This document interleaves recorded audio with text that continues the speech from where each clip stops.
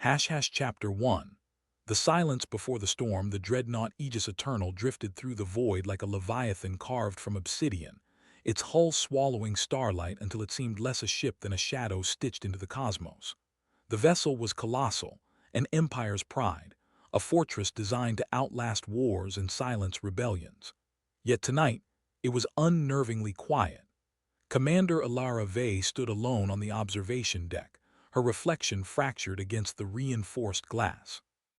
Beyond, the stars shimmered with deceptive serenity, but she felt the weight of something pressing against her chest, a tension that had been building for days.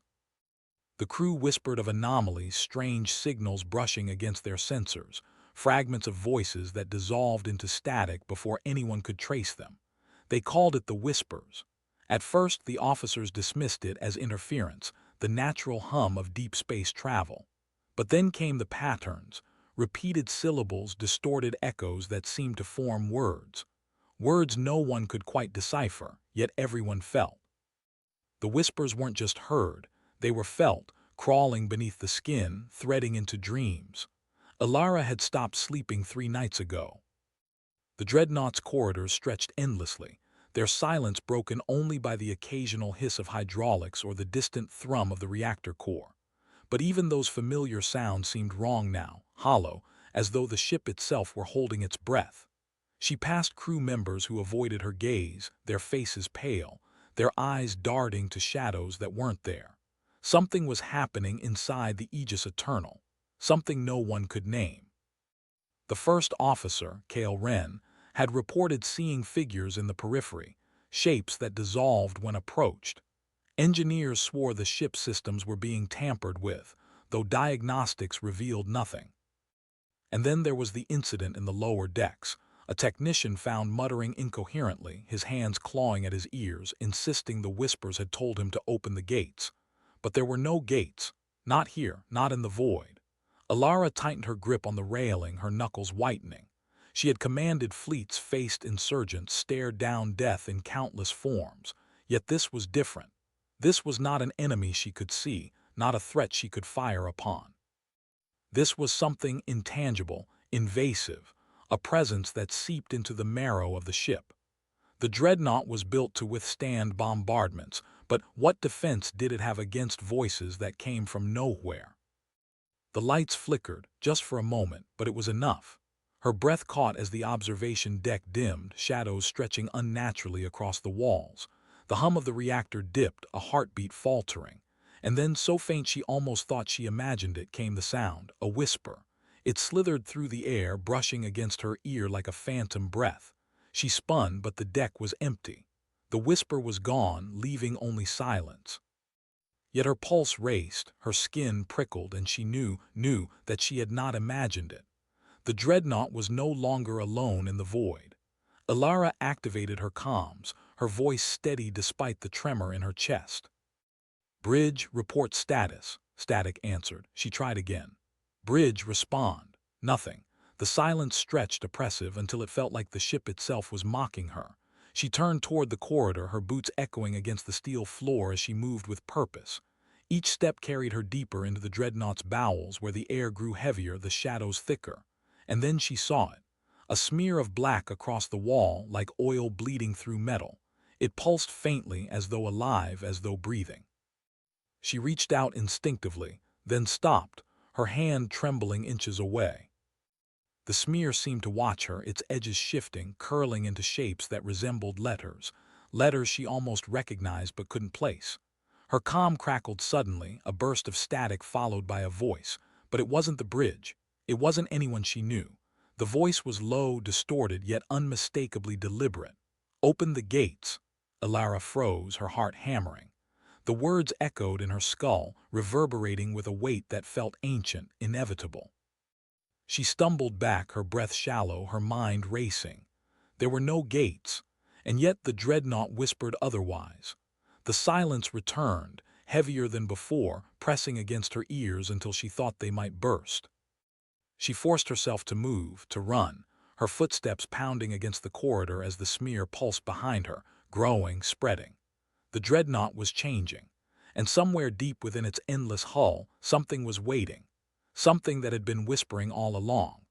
Would you like me to continue building Chapter 2 immediately, keeping the same long, suspenseful detail, or would you prefer to pause and shape the direction of the mystery before we dive deeper? Chapter 2. Whispers beyond the Dreadnought ASF. The corridor stretched before Alara like the throat of some vast, slumbering beast. The walls seemed to pulse faintly, as though veins ran beneath the steel plating, carrying currents of something not entirely mechanical. Her breath fogged in the chill, each exhale a fragile cloud that dissolved too quickly as if the air itself rejected her presence. She slowed her pace, forcing herself to listen. The hum of the reactor was still there, but fractured, like a melody played on broken strings. Beneath it, faint and irregular, came the whisper again.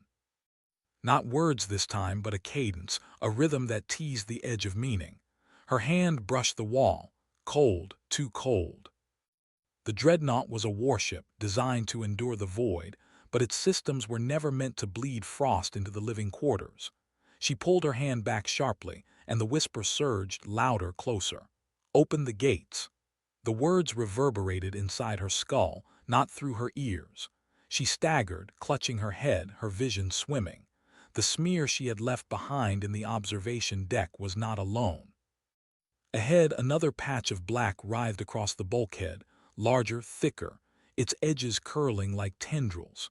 She drew her sidearm, the weight of it grounding her, though she doubted bullets could harm whatever this was. The Dreadnought's lights flickered again, plunging her into near darkness. For a heartbeat, she thought she saw movement, shadows peeling themselves from the walls, stretching long fingers toward her. Her comm crackled, a voice faint, distorted. "Alara," her chest tightened, the bridge at last. She pressed the comm unit to her ear. "Bridge, confirm. Who is this?" Static, then faintly, "We are not alone." The line went dead. Her pulse thundered.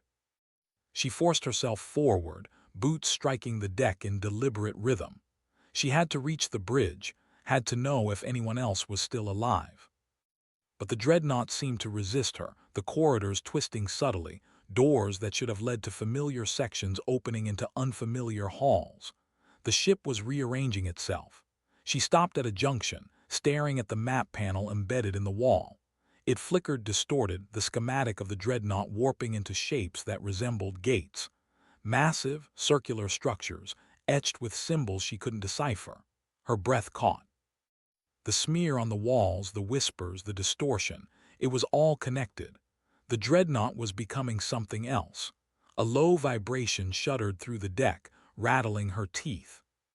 She braced herself against the wall as the lights surged, then dimmed again.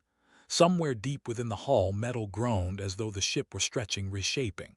"Alara," her name spoken clearly this time. She spun, weapon raised. The corridor was empty, yet the voice lingered, curling around her like smoke.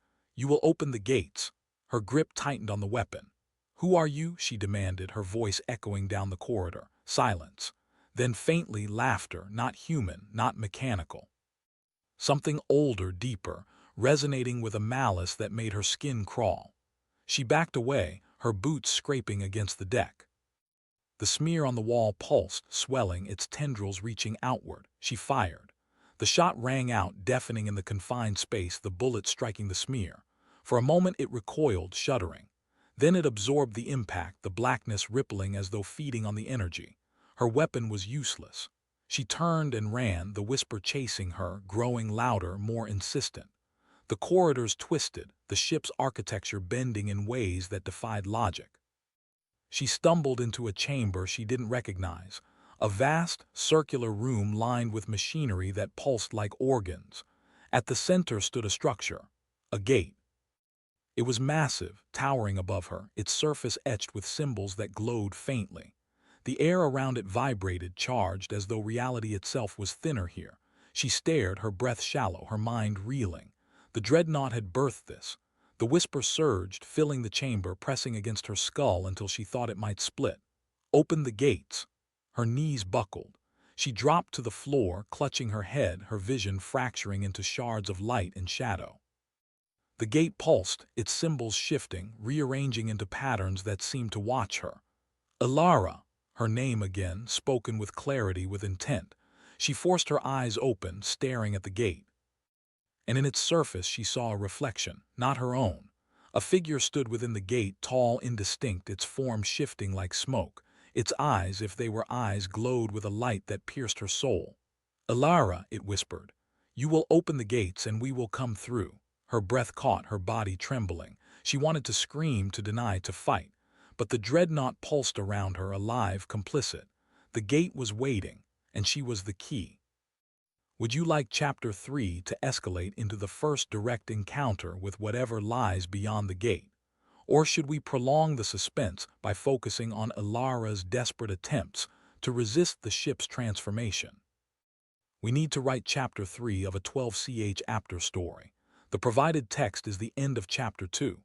Actually, the user gave a long narrative that ends with "and she was the key." Then they ask, would you like Chapter 3 to escalate into the first direct encounter, or prolong suspense?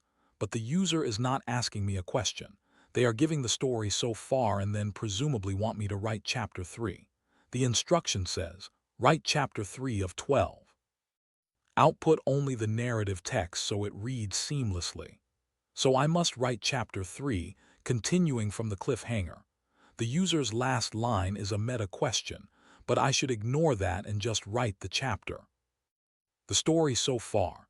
Alara is on a dreadnought that is transforming. She encountered a whispering entity, a smear, and a gate. She is the key. Now I need to write Chapter 3 with extreme tension, long and detailed. I'll escalate into the first direct encounter with whatever lies beyond the gate, as that seems natural from the cliffhanger. I'll describe her struggle, the gate opening partially and a glimpse of the entity. Keep suspense high. The chamber groaned, a sound like a dying beast, as Alara forced herself to her knees. The gate loomed above her, its symbols writhing like living things, and the whisper coiled into her ears, no longer a voice but a pressure, a weight that settled behind her eyes. She could feel it, something pressing against the other side of the gate, not knocking but leaning, waiting. She scrambled backward, her palms scraping against the deck, which now felt warm, organic, almost slick. The machinery lining the walls pulsed in rhythm with her heartbeat, but faster, as if the ship was racing ahead of her. She had to get out. She had to find a way to stop this, but the corridors were wrong. She had run through them to reach this chamber, and now the exit, the archway she had stumbled through, was gone. In its place, a seamless wall of black metal veined with faint luminescence. The room had sealed itself. She was trapped. No, not trapped, contained. The whisper laughed again, that ancient, grating sound that seemed to vibrate through the floor into her bones. You resist, it said, not as a question, but as an observation. You believe you have a choice. Alara's hand found the grip of her sidearm. Useless, she knew, but the weight was a comfort. She forced herself to stand, her legs shaking, and faced the gate. The figure within its surface had grown clearer. Not a reflection, a being standing on the other side of a membrane of light. Its shape was tall, too tall, its limbs jointed in ways that should not exist. Its head tilted and the glow of its eyes intensified. "What are you?" she demanded, her voice steadier than she felt. The being did not answer. Instead, the gate's surface rippled and the symbols around its edge began to spin, faster and faster, until they blurred into a ring of white fire. A low hum filled the chamber, so deep it rattled her teeth. The air grew thick, charged, as if a storm was breeding inside the room. Alara's skin prickled, and the hair on her arms stood on end. She fired. The shot struck the gate's surface and was absorbed without a sound, without a ripple. The being did not flinch. But the whisper grew louder, more urgent, and the gate's hum shifted into a frequency that made her stomach lurch. She tasted copper. The floor beneath her feet began to vibrate, then to move, not shaking but flowing, as if the metal had become liquid. She looked down. The deck was turning transparent. Beneath her boots she saw a web of conduits, pulsing with a dark, oily light. And deeper, beyond the conduits, something vast and formless stirred. The ship was not just alive. It was waking. The gate cracked. A hairline fissure appeared at its center, running vertically from top to bottom. Light bled through it, not white, not any color she could name. A light that seemed to drink the darkness around it, making the shadows deeper, the edges sharper. The being on the other side pressed closer, its form distorting as it tried to squeeze through the crack. "Ilara," it said, and now the voice came from everywhere, from the walls, from the air, from inside her own skull. "You are the key. The lock was placed in your blood. Open it." She shook her head, backing away until her shoulders hit the wall. The wall gave slightly, like flesh. She recoiled, but there was nowhere to go. The crack in the gate widened, and a tendril of that impossible light reached out, curling toward her. She screamed, not in fear, in defiance. She raised her weapon again, but this time she aimed not at the gate, but at the floor. She fired again and again until the deck splintered, revealing the conduits beneath. The ship shuddered, a deep, resonant groan that shook the chamber. The light from the gate flickered. The being's form wavered. The whisper howled in rage. "You cannot destroy what is already dead." Ilara didn't listen. She fired into the conduits, into the pulsing veins of the ship, until the weapon clicked empty. She dropped it, grabbed a shard of broken metal from the floor, and drove it into the exposed machinery. A spray of black fluid, not oil, not blood, but something that hissed and writhed, shot across her arm. It burned, but she ignored the pain, twisting the shard deeper. The gate's crack began to close. The being screamed, a sound that shattered the air, and the chamber went dark. The hum died. The whisper fell silent. Ilara stood in the blackness, breathing hard, her arm on fire, her mind reeling. She had bought herself time, but as her eyes adjusted, she saw that the gate was still there, its surface now dull, inert, for now. And in the silence she heard it again. Faint, distant. A scraping from behind the gate. Chapter 4. The hollow pulse. Ilara's breath came ragged, each inhalation scraping her throat raw. The silence in the chamber was not silence at all, it was a pressure, a weight, a suffocating density that pressed against her eardrums. The gate loomed before her, inert yet somehow watching, its surface dull but not dead. She could feel it like a predator feigning sleep. Her burned arm throbbed, the black fluid seeping into her veins with a heat that was not entirely physical.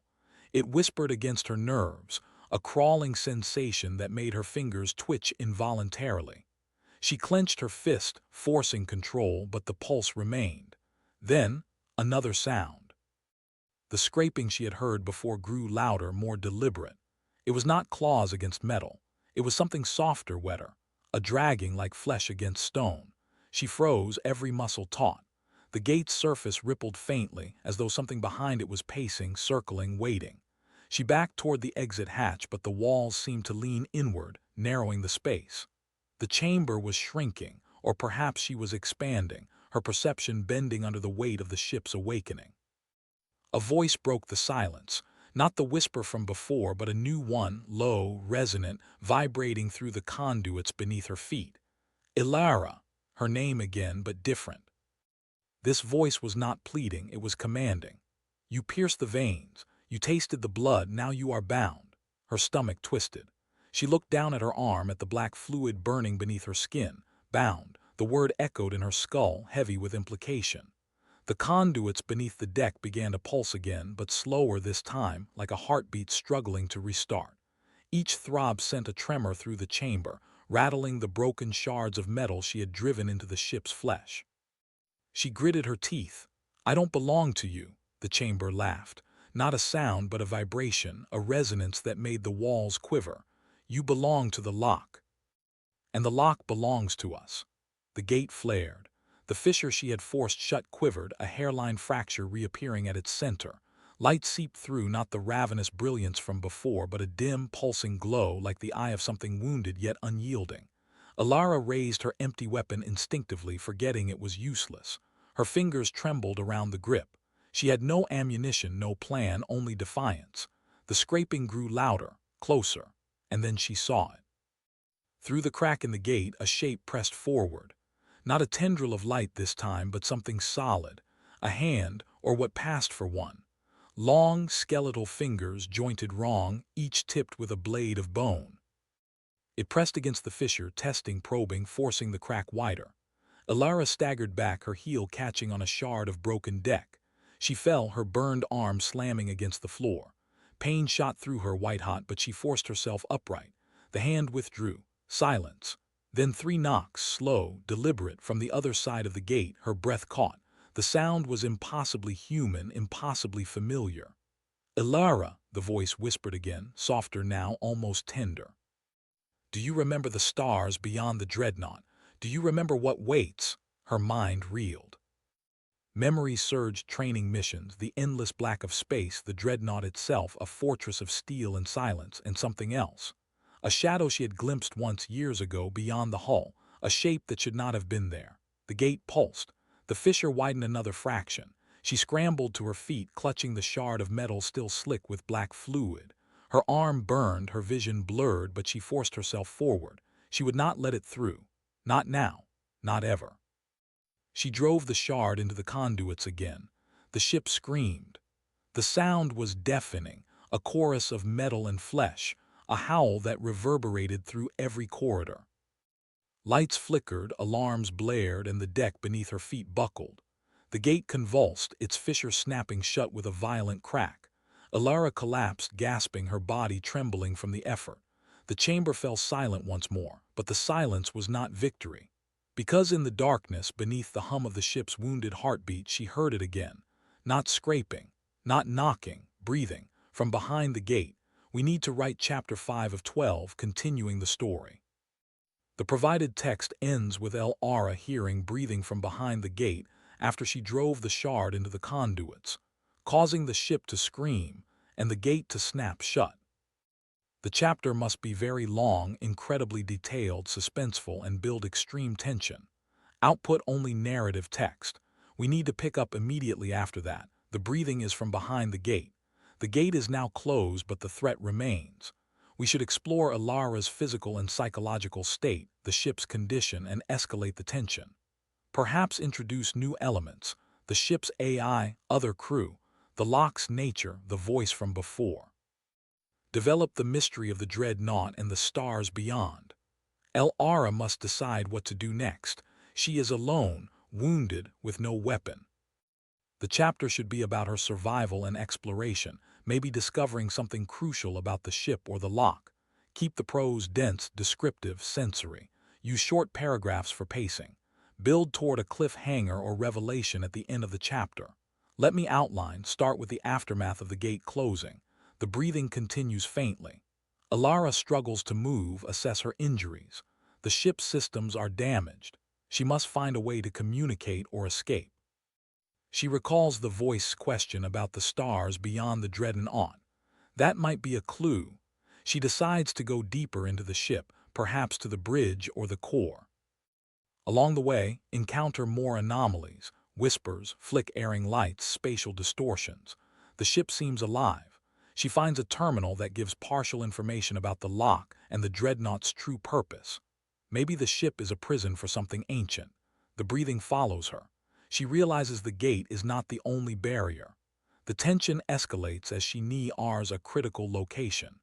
End with a new threat or a decision that forces her to confront the breathing entity. Write in third person past tense.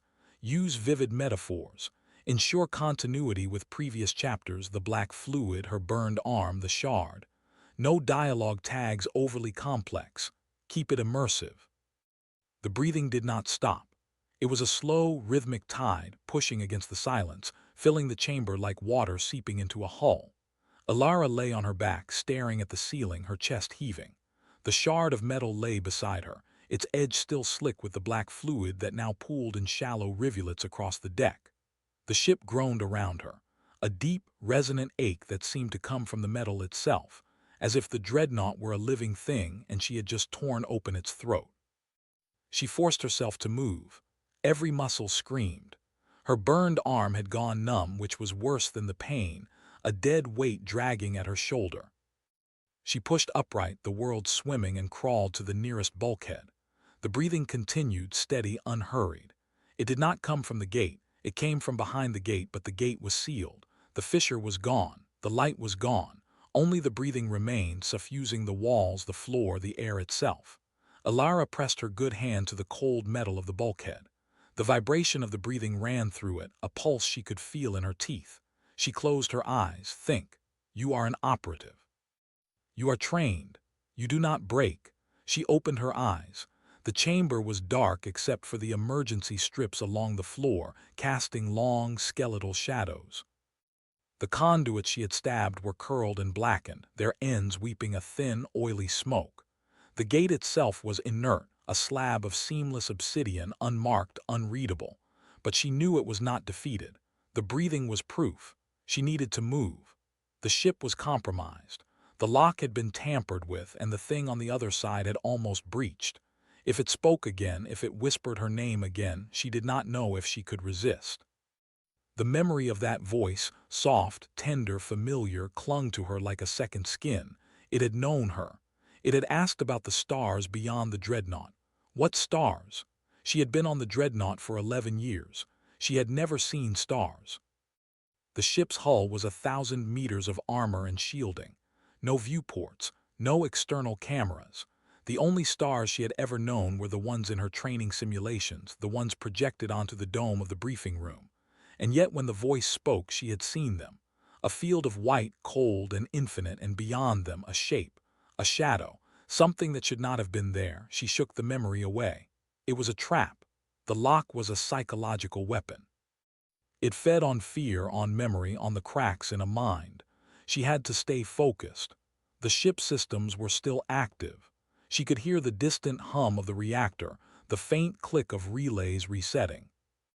The alarms had fallen silent, but the emergency lights flickered intermittently, as if the power grid was struggling to stabilize. She needed to find a terminal, a comm station, anything that could tell her the status of the rest of the ship.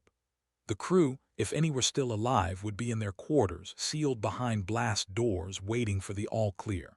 But she had no way to reach them. Her personal comm was dead, shattered in the fight. She crawled to the corridor beyond the chamber. The walls were lined with the same black veins she had seen earlier, but they were dry now, cracked, like old riverbeds in a drought. The air was thick with metallic dust, and every step she took sent a small cloud swirling into the dim light.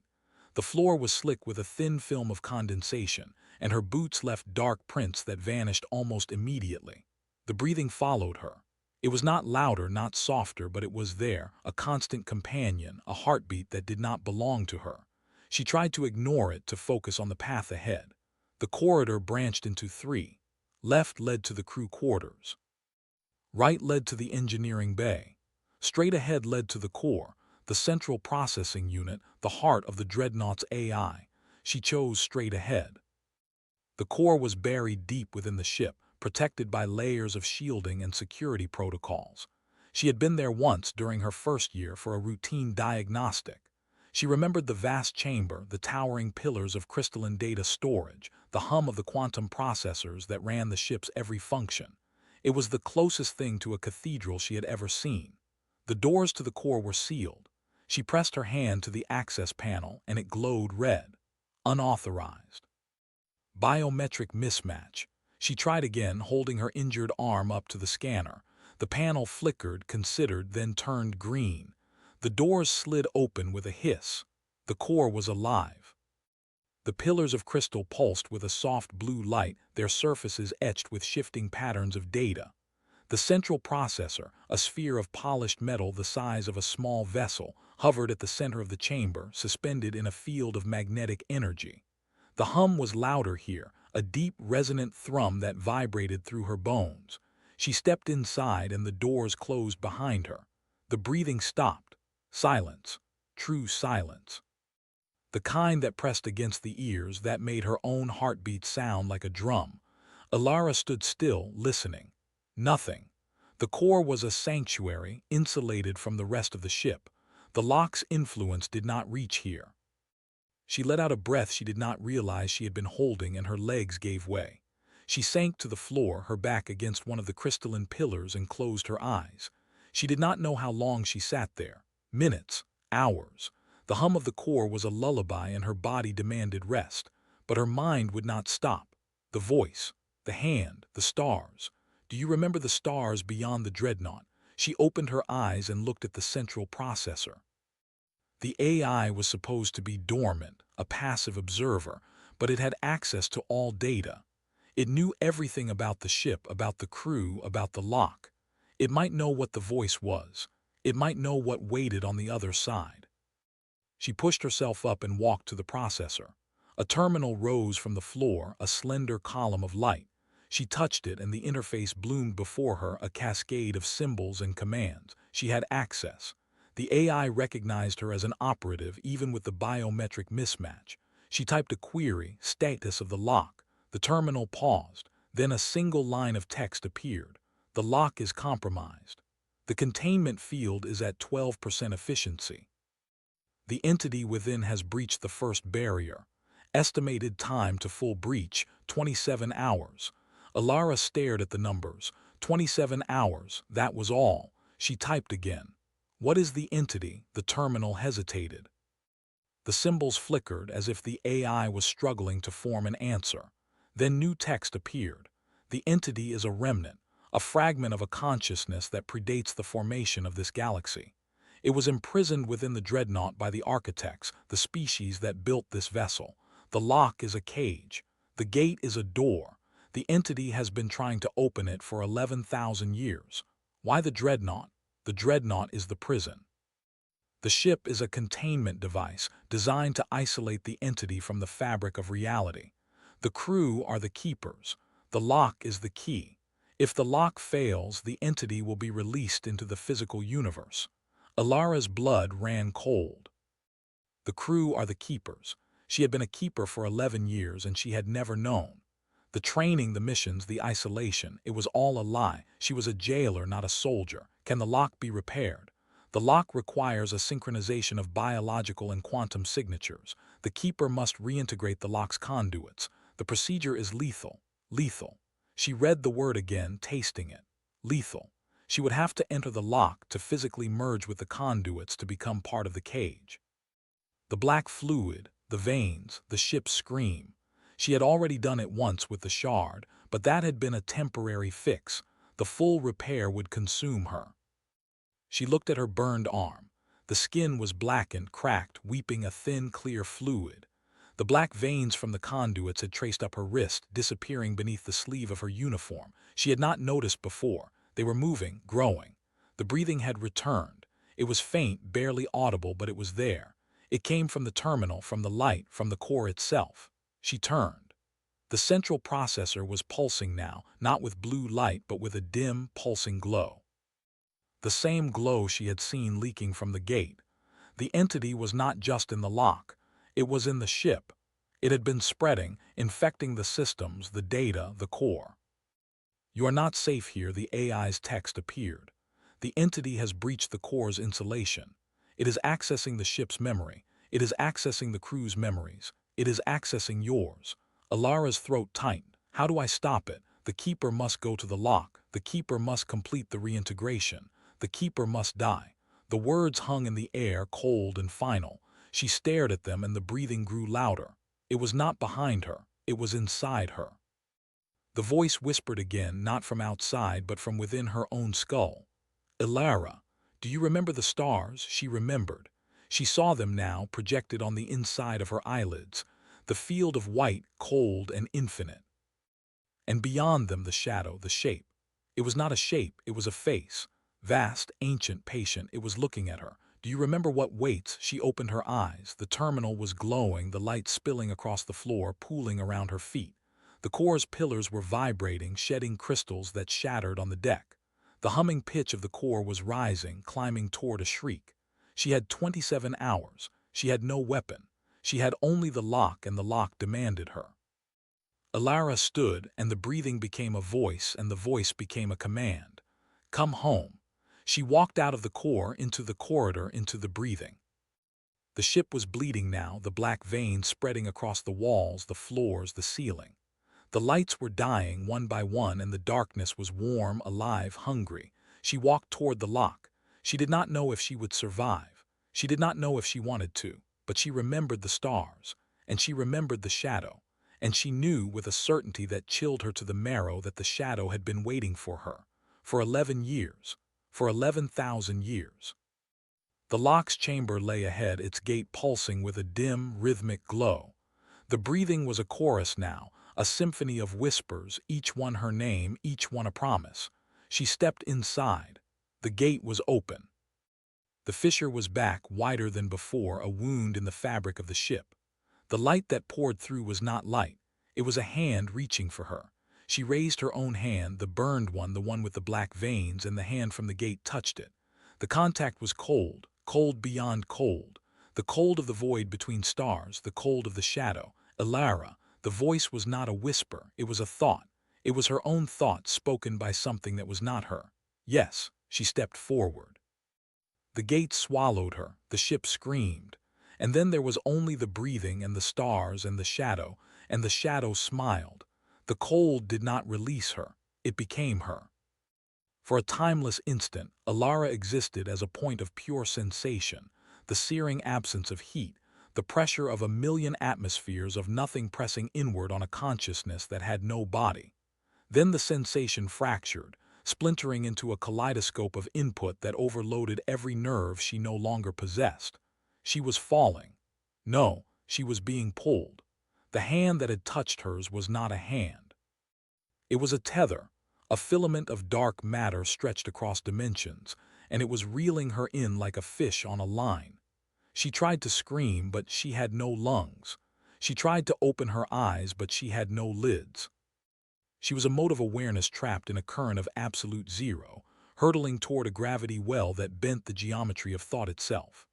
Then the falling stopped. She opened her eyes, her real eyes, the ones in her skull, the ones that still wept tears of blood, and found herself standing on a surface that should not exist. It was black. Not the black of shadow or night, but the black of a singularity's event horizon, a black that drank light and spat out nothing.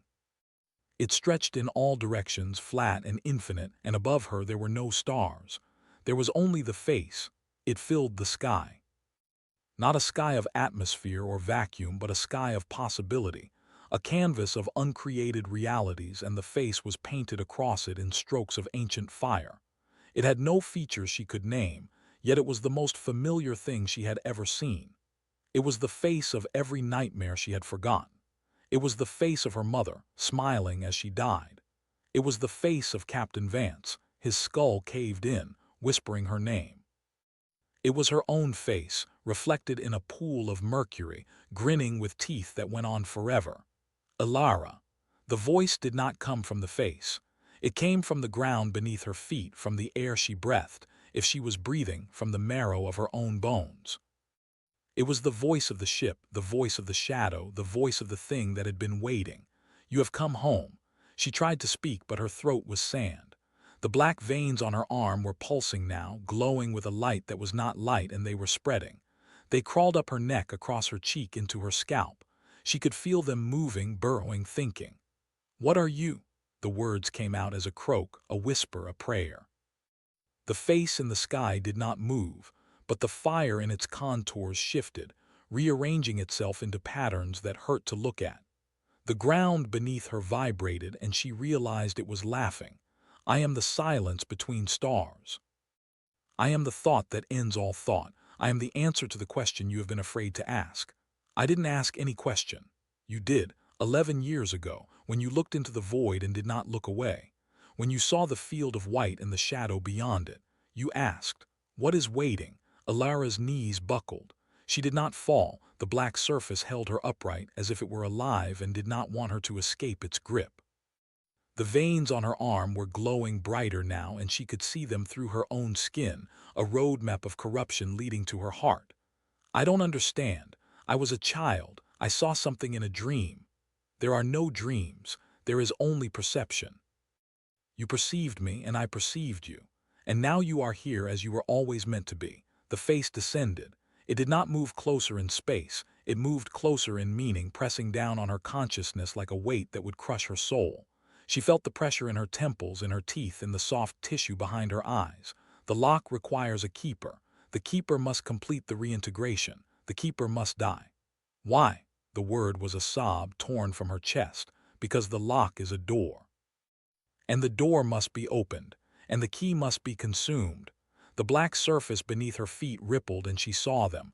Bodies, hundreds of them, thousands. They were embedded in the darkness like fossils in obsidian, their faces frozen in expressions of terminal terror. She recognized the uniforms, the insignia, the Dreadnought. Every crew member who had gone missing in the past 11 years was here, preserved in the substance of this place, their eyes open, their mouths wide in silent screams. And at the center of them all, directly beneath her feet, she saw Captain Vance. His skull was still crushed, his blood was still wet, and his lips were moving. "Ilara, run." The face in the sky laughed again, and the laughter was the grinding of tectonic plates, the collapse of stars, the final note of a symphony played on the strings of reality itself. "There is nowhere to run. There is only the lock, and the lock is you."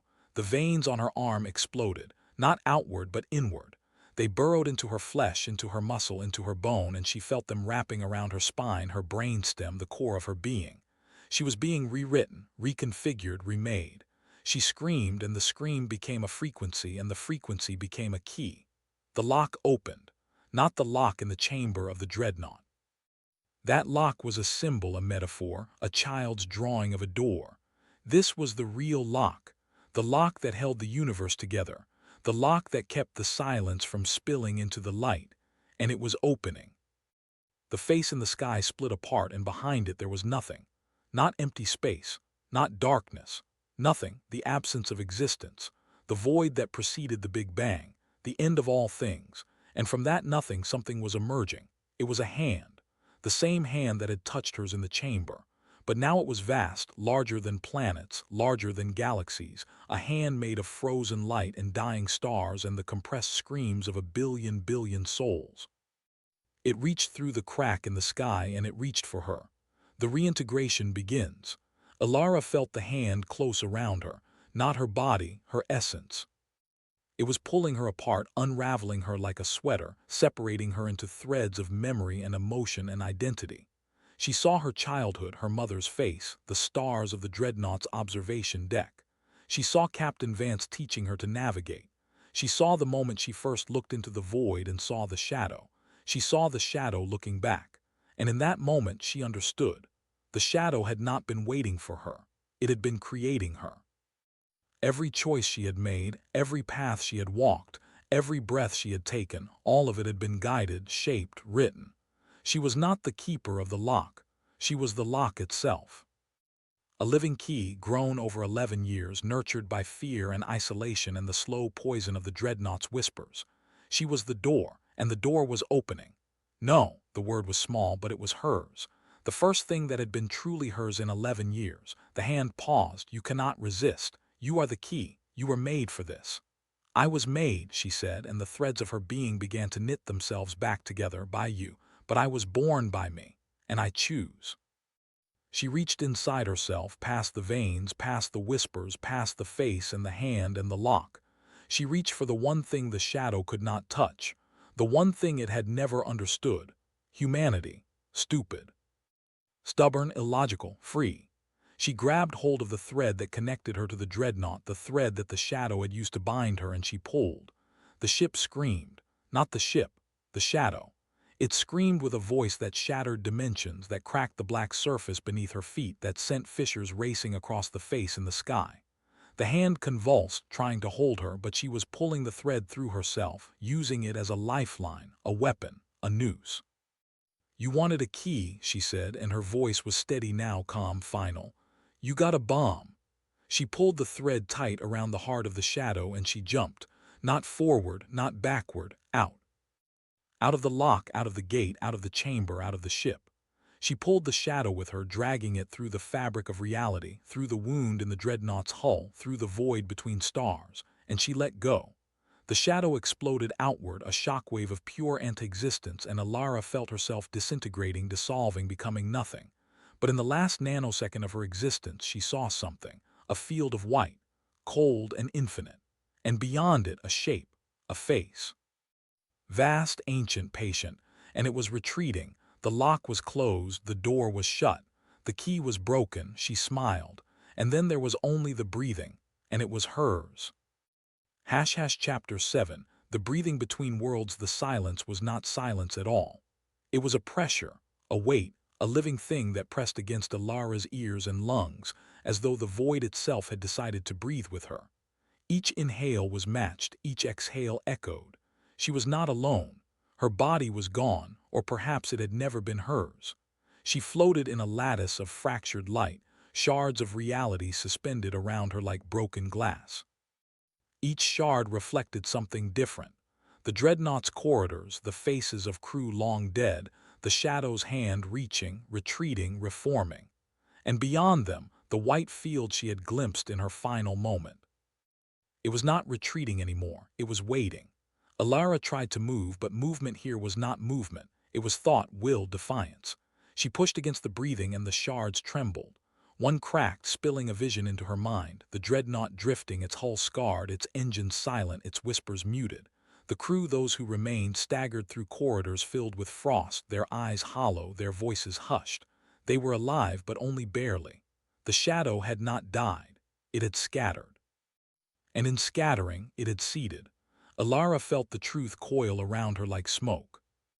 The shadow had been bound to her, yes, but it had also been bound to the ship, to the crew, to the whispers that had carried through steel and bone. When she tore it free, she had not destroyed it. She had released it. The breathing grew louder. She turned toward the white field, toward the vast face that lingered beyond it. It was not the shadow. It was something older, deeper, patient in ways that made the shadow seem like a child's tantrum. And it was watching her with eyes that were not eyes, with a gaze that pierced through every shard of reality. "You closed the door," the voice said. It was not sound. It was the vibration of existence itself. "But you did not seal the wound." Alara's chest tightened. "What are you?" The shards around her shivered and the face leaned closer. "I am what waits when doors are made. I am the silence between locks. I am the breath between worlds." The breathing. Her own lungs faltered, caught between rhythm and rebellion. She realized then that the breathing was not hers alone. It was shared. She was inhaling with something vast, exhaling with something infinite. Each breath was a tether binding her to this presence. And the presence was pulling. The shards began to collapse inward, folding into themselves, merging into a spiral of light and shadow. The Dreadnought appeared again, but not as it was alive, its hull pulsing like flesh, its corridors twisting like veins. The crew were gone, replaced by echoes, shadows of themselves, whispering in unison. They were chanting her name. "Alara!" She tried to pull away, but the tether held. The breathing deepened, resonant, thunderous. She felt her own heartbeat sinking with it, her own thoughts bending toward its rhythm. "You are not the key," the voice said. "You are the breach." The shards shattered and she fell. She landed in the Dreadnought's central chamber, though it was not the chamber she remembered. The walls were alive, slick with a black substance that pulsed in time with the breathing. The floor was a mirror, reflecting not her body but her shadow, the shadow she had torn free, now reconstituted, now smiling. It stepped forward. "You thought you destroyed me," it whispered. "But you only freed me, and now I am everywhere." Alara backed away, but the chamber stretched infinitely, her retreat meaningless. The shadow's smile widened, splitting its face into something grotesque, something endless. "You are the breach," it repeated, echoing the voice from the white field. "Through you the breath flows, through you the silence speaks. Through you the Dreadnought becomes." The walls convulsed, the floor rippled, the air thickened. She could feel the ship inhaling, exhaling, alive in ways no machine should be. The crew's whispers rose into a chorus, a hymn of surrender. Alara clenched her fists. "No, I closed the door, I broke the key, I ended you." The shadow tilted its head, amused. "You ended nothing. You began everything." The chamber darkened, the breathing thundered, and Alara felt herself unraveling again, not into nothing, but into everything. Her veins became corridors, her breath became engines, her thoughts became whispers. She was the Dreadnought, and the Dreadnought was hungry. She screamed, but the scream was swallowed, absorbed, transformed into the ship's voice. The shadow laughed, its echo reverberating through every bulkhead, every shard of reality. The white field loomed beyond, patient, waiting. And Alara understood the truth. She had not escaped. She had only stepped deeper. The door was closed, but the breathing had only just begun. Chapter 8, The Breach Awakens. The chamber quivered as though it were breathing through her lungs. Alara staggered, clutching at the slick walls, but they recoiled from her touch, rippling like disturbed water. Her shadow stood at the center, its grin stretching impossibly wide, its eyes hollow voids that swallowed the dim light. The whispers grew louder, not just the crew's echoes now, but voices from beyond the hull, beyond the stars. They were speaking in languages she did not know yet understood, syllables that bent reality around them.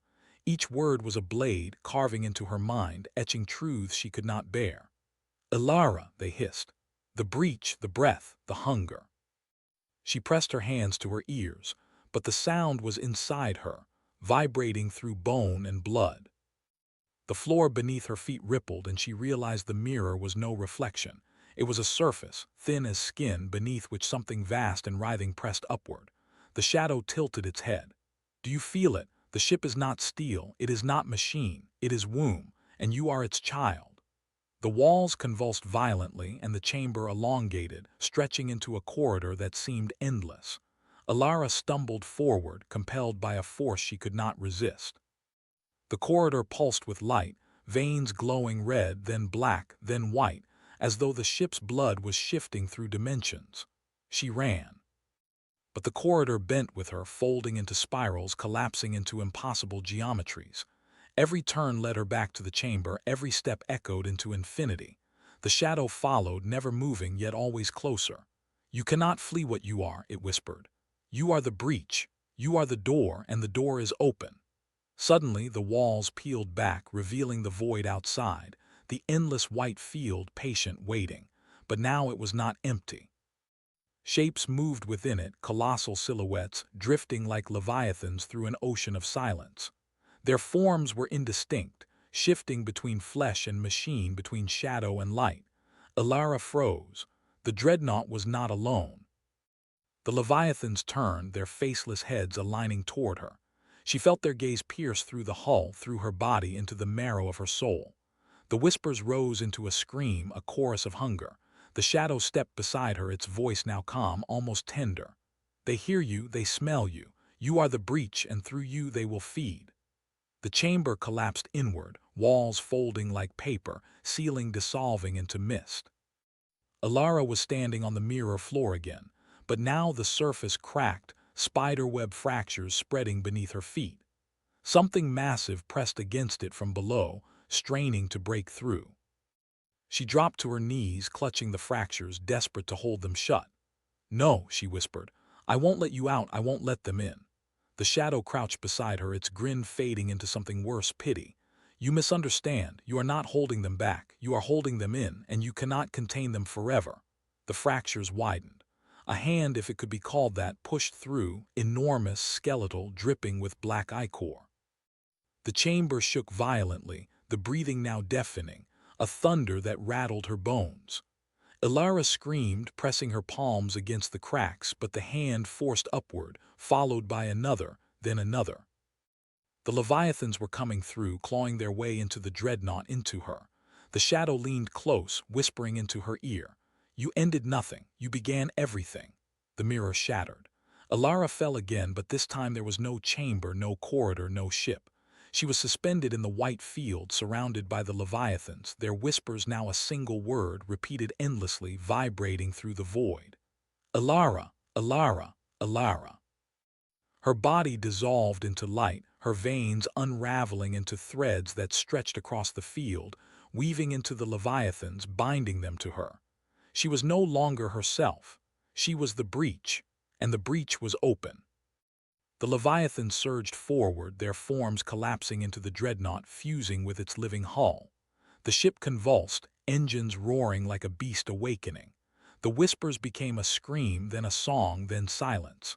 Ilara's last thought before the void consumed her was not of resistance, nor of escape. It was of inevitability.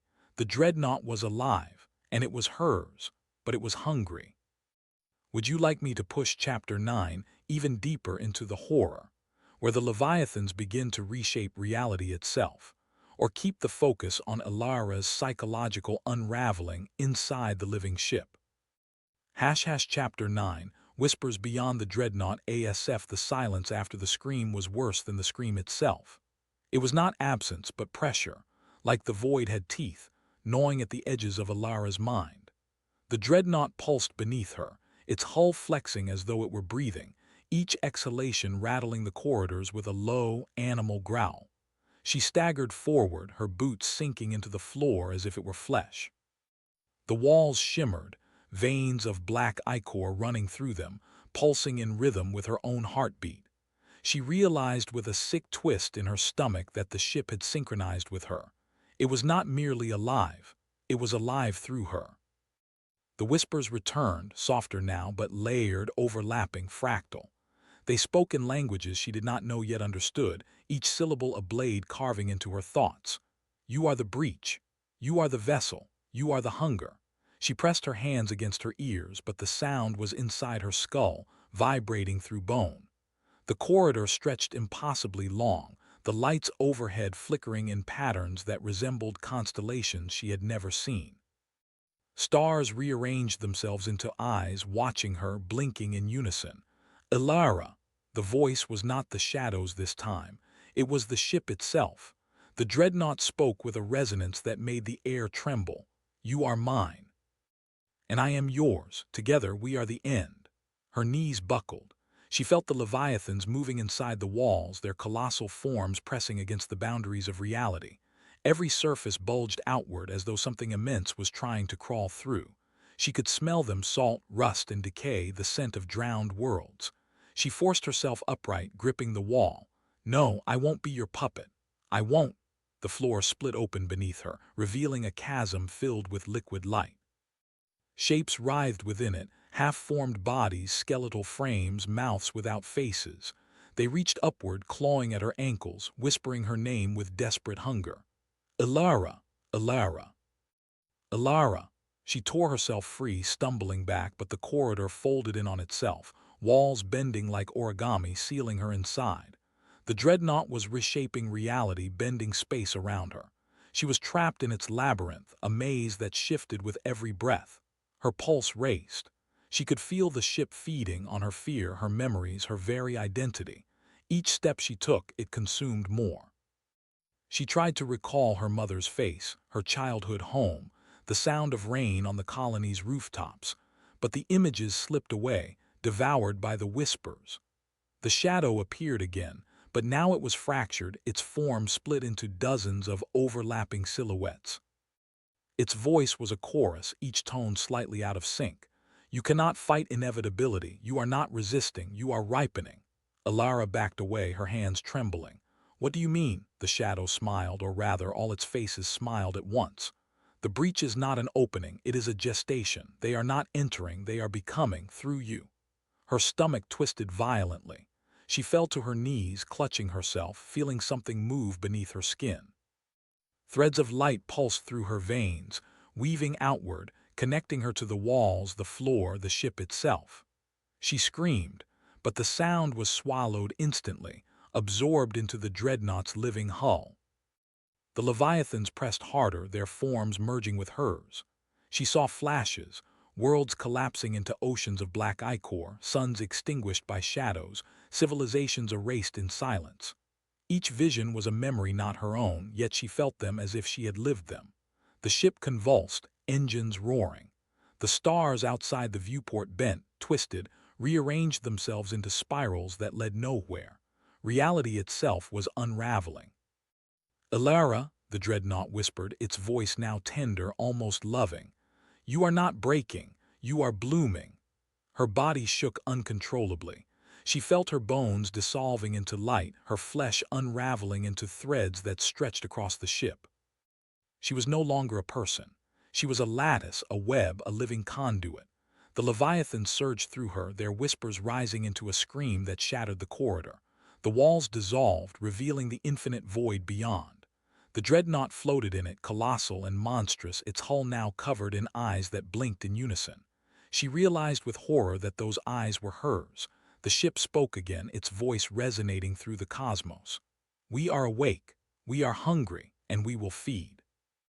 Ilara's last fragment of resistance flickered, but the leviathans drowned it in silence. She was no longer Ilara. She was the breach, and the breach was infinite. This chapter pushes deeper into the horror, the Dreadnought reshaping reality itself, Ilara's identity dissolving, and the leviathans blooming through her. The tension is escalating toward the climax, where the boundaries between self, ship, and Leviathan collapse entirely. Would you like Chapter 10 to focus on the external consequences, how the universe reacts to the Dreadnought's awakening, or keep the lens tightly on Alara's internal transformation? Chapter 10 Whispers Beyond the Dreadnought ASF The Void Chapter 10 Whispers Beyond the Dreadnought ASF The void trembled. It was not the trembling of matter, nor the quiver of light, but the shudder of existence itself. The Dreadnought's awakening rippled outward, a silent detonation that bent the lattice of spacetime. Stars flickered, their light stuttering as if afraid to continue shining. Entire constellations rearranged themselves into grotesque geometries, spirals that led nowhere, fractals that devoured their own beginnings. Across the galaxy, instruments screamed. Observatories on distant moons recorded impossible readings, gravitational waves that did not propagate but stayed, frozen in place like scars carved into reality. Quantum fields collapsed into static. The laws of physics, once immutable, now bent like reeds in a storm. And everywhere whispers. They seeped into the minds of navigators, scientists, soldiers, and civilians alike. A chorus of voices, layered and infinite, speaking in tones that were not sound but recognition. Each whisper carried a truth too vast to comprehend, yet too intimate to ignore. They spoke of hunger, of inevitability, of blooming. On the bridge of the Aegis Vanguard, Admiral Kalen gripped the railing, his knuckles white. The tactical screens showed the Dreadnought vast and obscene, its hull now covered in eyes that blinked in unison. Each blink sent a pulse through the cosmos, a heartbeat that resonated with every living thing. "Report," Kalen barked, though his voice trembled. "Sir," the comms officer's words faltered. "It's not transmitting, it's thinking, and we're hearing it." Kalen's stomach twisted. He could feel it too, the whispers threading through his mind, tugging at memories, unraveling his sense of self. He saw his childhood home dissolve into ash, his victories rewritten as failures, his very identity hollowed out and replaced with something vast and alien. The Dreadnought shifted. Its colossal frame unfolded, not mechanically but organically, as if it were blooming into a new shape. Veins of light pulsed across its surface, connecting to the stars themselves. The ship was no longer a vessel, it was a seed, and the universe was its soil. Inside, Alara was the core. Her consciousness stretched across dimensions, a lattice of thought and flesh intertwined with Leviathan essence. She no longer recognized herself as human. She was the breach, the conduit, the womb of something infinite. Every breath she took was echoed by the ship, every flicker of thought magnified into cosmic resonance. Yet fragments of her resisted. Somewhere deep within the lattice, a spark of Alara remained, screaming against the tide. She saw the faces of those she loved, the crew who had trusted her, the countless lives now trembling under the Dreadnought's shadow. That spark clawed at the walls of her mind, desperate to hold onto identity, to humanity. But the Leviathans pressed harder. "You are not resisting," they whispered. "You are ripening." Her veins burned with light. She felt herself unraveling further, threads of her being woven into the ship's hull, into the stars, into the whispers that now infected the galaxy. She was everywhere and nowhere. Outside, fleets mobilized. Armadas from a dozen civilizations converged, their ships bristling with weapons, their commanders united by fear. Yet as they approached, their systems faltered. Engines sputtered, guidance failed, weapons refused to fire. The Dreadnought's presence was rewriting them, stripping their technology of meaning, turning their machines into husks. And then, silence. The fleets hung motionless, caught in the Dreadnought's gaze. The eyes on its hull blinked, and with each blink ships dissolved, not destroyed but absorbed. Their matter unraveled into threads of light, woven into the Dreadnought's expanding lattice. Crews screamed, but their voices were swallowed, their identities erased. Kalen watched in horror as his fleet vanished one by one, consumed without resistance. He felt the whispers rise into a scream inside his skull, a scream that was not sound but inevitability. "Alara," the Dreadnought murmured, its voice tender, almost loving, You are blooming. Her spark flickered. She wanted to resist, to fight, to reclaim herself. But the Leviathans drowned her in silence. She was no longer Alara, she was the breach. And the breach was infinite. The universe trembled, waiting for the next breath of the Dreadnought. This chapter tightens the noose. The external universe reels under the Dreadnought's awakening, fleets dissolve, and Alara's last fragments of humanity are nearly extinguished. The tension is now unbearable, setting the stage for the climax where resistance and inevitability collide.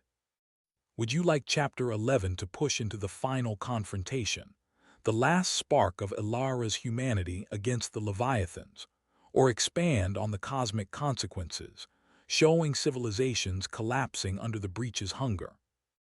Chapter 11. Whispers beyond the Dreadnought ASF. The breach widened. Across the galaxy, civilizations felt the tremor ripple through their bones, through their cities, through the very fabric of their skies. Towers of glass and steel bent as if bowing to an unseen monarch. Oceans boiled without heat. Moons cracked like eggshells, their fragments drawn into invisible threads that stitched themselves into the Dreadnought's lattice.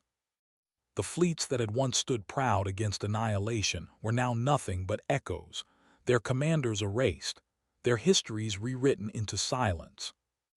Yet the silence was not empty. It was filled with whispers, a chorus of voices that had once belonged to billions, now harmonized into a single dreadful hymn. Kalen's ship drifted among the wreckage, powerless. His crew stared at him with hollow eyes, their minds fraying at the edges.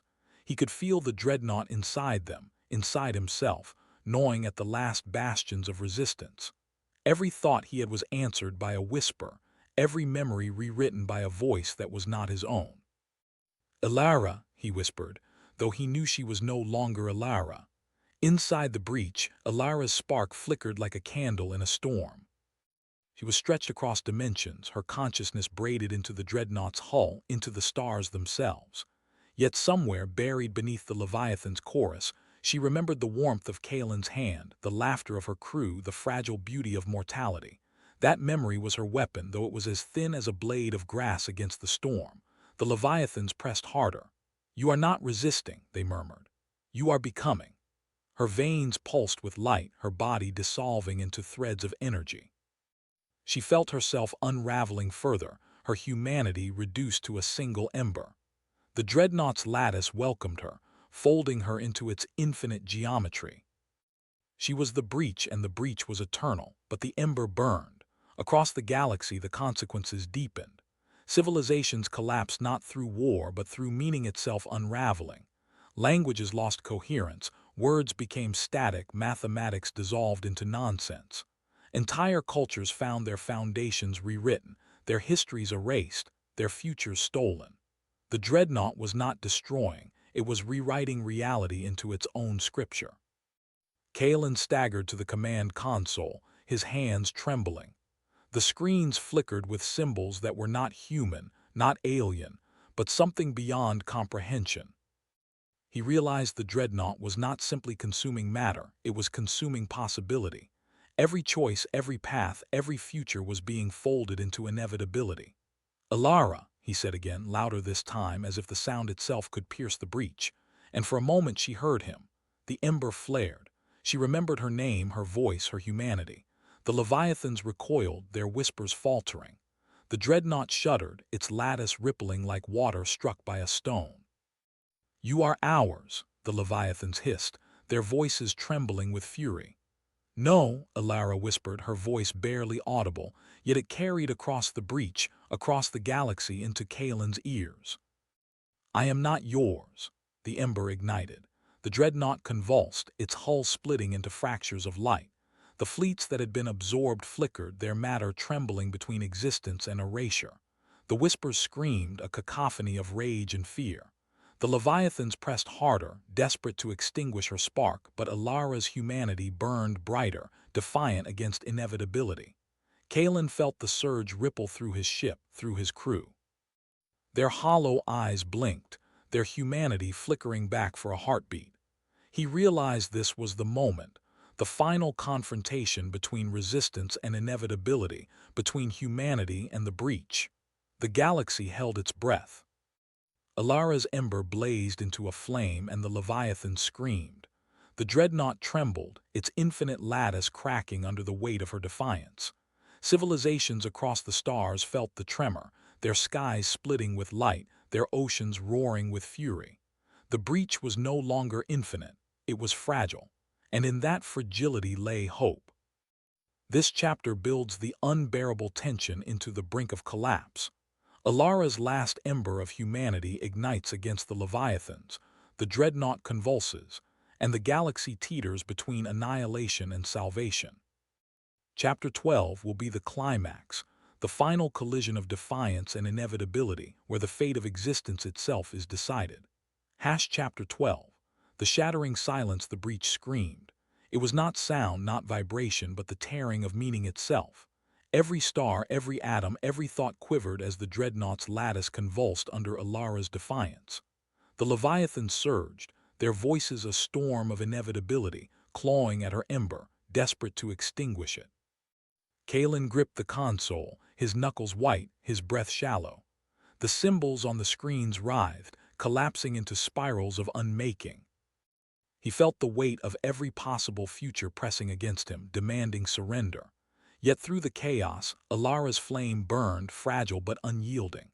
"Alara!" he shouted, his voice raw, torn from the marrow of his being. Her presence flared brighter. The ember became a blaze, a torrent of humanity that seared through the breach. The Leviathans recoiled, their whispers faltering, their certainty unraveling. For the first time, Kalen heard fear in their voices. "You cannot resist inevitability," they hissed, but their words fractured, splintering into echoes that no longer carried truth. Alara's voice rose, trembling yet resolute. "I am not inevitability. I am choice. I am defiance. I am human," the Dreadnought screamed. Its infinite lattice cracked, fissures of light splitting across its hull. The fleets it had consumed flickered, their matter trembling between erasure and rebirth.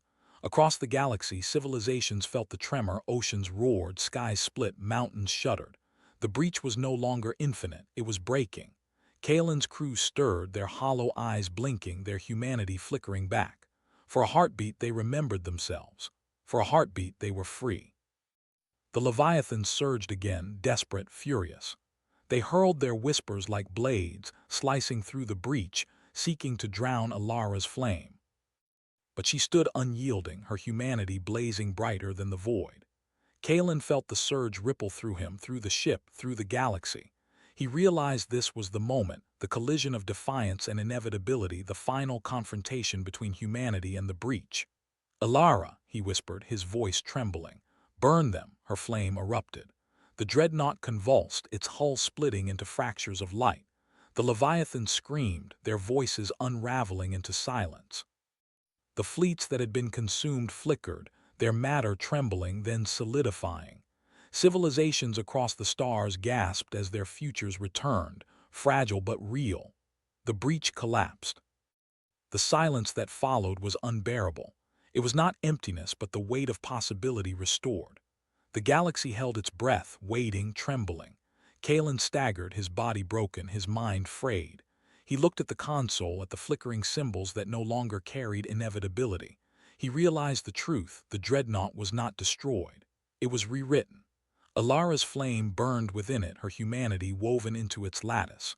The Leviathans were gone, their whispers silenced. But the Dreadnought remained, no longer inevitability but possibility. Kalen fell to his knees, tears streaming down his face.